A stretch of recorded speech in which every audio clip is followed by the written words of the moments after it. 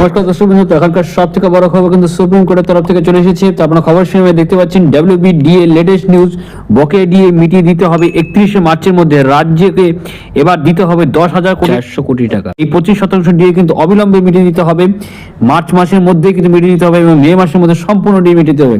সমস্ত খবরটি বিস্তারিতভাবে এখন আপনারা জানতে পারবেন। তো ভিডিওটা শেষ পর্যন্ত কিন্তু অবশ্যই আপনারা দেখতে থাকুন। দীর্ঘদিন ধরে কেন্দ্রীয় হারে বকেয়া ডিএ অর্থাৎ ডিআরএস অ্যালাউন্স কিন্তু দাবিতে দীর্ঘদিন ধরে কেন্দ্রীয় হারে ডিএর অর্থাৎ ডিআরএস অ্যালাউন্সের দাবিতে কিন্তু আন্দোলন চলছে রাজ্য সরকারি কর্মীদের একাংশে। বকেয়া মহার্ঘ ভাতা মিটিয়ে আনতে হবে, এই দাবি তুলতে আন্দোলনরত সরকারি কর্মচারীরা রয়েছেন।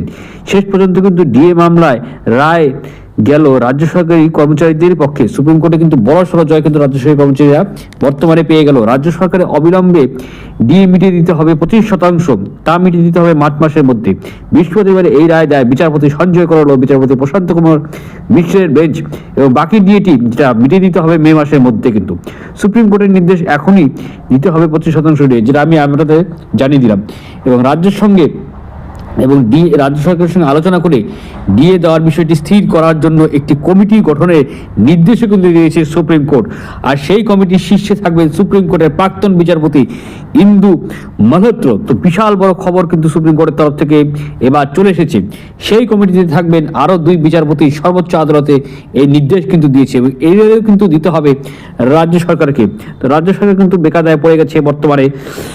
31শে মার্চের মধ্যে কিন্তু বকেয়া ডিএর 25% দিতে হবে, শীর্ষ আদালতে স্পষ্ট জানিয়ে দেওয়া হয়েছে। রাজ্য সরকারি কর্মচারীদের পক্ষে বকেয়া ডিএর 25% মার্চ মাসের মধ্যে কিন্তু মিটিয়ে দিতে হবে। শুধু তা নয়, মে মাসের মধ্যে কিন্তু বকেয়া ডিএ সবটা মিটিয়ে দিতে হবে।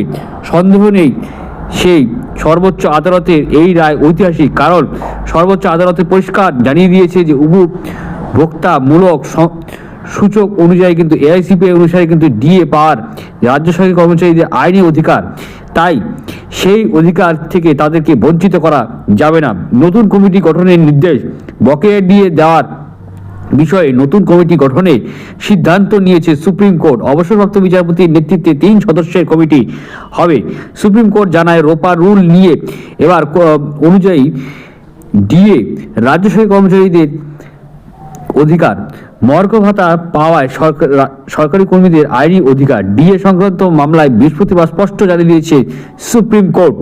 রাজ্য সরকারি কর্মীদের বকেয়া ডিএ নিয়ে যে কমিটি গঠন করা হয়েছে সেই কমিটির শীর্ষে থাকবেন সুপ্রিম কোর্টের প্রাক্তন বিচারপতি ইন্দু মালহোত্রা ও আরও 2 বিচারপতি। এই কমিটি রাজ্য সরকারের সঙ্গে আলোচনা করে ডিএ দেওয়ার বিষয়টি স্থির করবে। 25% ডিএ মিটিয়ে দিতেও গেলে কিন্তু 10,400 কোটি টাকায় এখনই কিন্তু রাজ্য সরকারকে জোগাড় করতে হবে। তো তৎক্ষণাৎ এই টাকাটা আদালতের নির্দেশে কিন্তু তাদেরকে জোগাড় করতে হবে। আদালতের নির্দেশ কার্যকর হলো কিনা তা জানতে এবার কমপ্লেন্স রিপোর্ট অর্থাৎ 15 মের মধ্যে সর্বোচ্চ আদালতে জমা দিতে হবে। এই নির্দেশ দিয়েছেন বিচারপতি সঞ্জয় করল বিচারপতি প্রশান্ত কুমার মিশ্রের বেঞ্চ। সূত্রের খবর, ডিএ মেটাতে গেলে রাজ্য সরকারকে বর্তমানে 10,000 কোটি টাকা কিন্তু দিতে হবে। কেন্দ্রীয় হারে মহার্ঘ ভাতা অর্থাৎ ডিএ দেওয়া এবং বকেয়া মহার্ঘ ভাতা মেটানোর দাবিতে দীর্ঘদিন ধরে আইনি লড়াই লড়ছে রাজ্য সরকারি কর্মীদের একাংশ। স্টেট অ্যাডমিনিস্ট্রেটিভ ট্রাইব্যুনালে অর্থাৎ স্যাট এবং কলকাতা হাইকোর্টের ডিভিশন বেঞ্চের রায় গিয়েছিল সরকারের কর্মীদের পক্ষে। গত 2022 সালের 20 মে অর্থাৎ কলকাতা হাইকোর্টের ডিভিশন বেঞ্চে রাজ্য সরকারি কর্মীদের কেন্দ্রের সমতুল্য ডিএ দেওয়ার নির্দেশ দিয়েছিল। যদিও হাইকোর্টের নির্দেশকে চ্যালেঞ্জ করে সুপ্রিম কোর্টে গিয়েছিল রাজ্য। বৃহস্পতিবার 5ই ফেব্রুয়ারি সেই মামলায় রায় দিল সুপ্রিম কোর্ট। সুপ্রিম কোর্টে এদিন রায় দিয়ে জানিয়েছে 2008 সাল থেকে 2019 সাল পর্যন্ত যে বকেয়া ডিএ রয়েছে তা 3 মাসের মধ্যে মেটাতে হবে।